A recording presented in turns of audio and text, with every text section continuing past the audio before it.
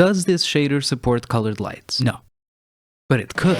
Quick notes. So let's get back to our shader that we did in the previous video and just add the functionality so that it reacts to colored lights. Now we're going to be doing a lot of stuff based on the shader to RGB, so let me just drag it here so we have a bit more space. And the first thing that we're going to do is connect the color directly into the B input of the add node. Then the next thing we're going to do is add a math node set to greater than. Now it is important that the thresholds on the greater than and the less than for the shadows is the exact same all the time. So we'll add a value node and make it 0.5 and connect it to both of them. The next thing we're going to do is add a separate color and set it to HSV, which stands for hue, saturation, and value. And then after that, we're going to add in a combined color, connect the hue, connect the saturation, but not the value. The value is going to come from the greater than that we added earlier. Now, the last step is just connecting the saturation into a math node set to multiply and set the second value to 0.5. And then we connect that into the factor of our color node. And there you have it. Now, if you grab the light and you change the colors, your shader should react accordingly. Now, I'm going to be honest, I don't really like doing toon shaders this way for a few reasons. The more practical reason is that if you have two lights with different colors, then you start getting like gradients between them, which I don't really like. The creative reason is that when you're doing a toon shader, you're trying to imitate the act of painting, and when you're painting, you're not placing down lights and having things react to colored lights. You're picking colors and then using those colors to represent light. By having to pick the colors yourself in the shader,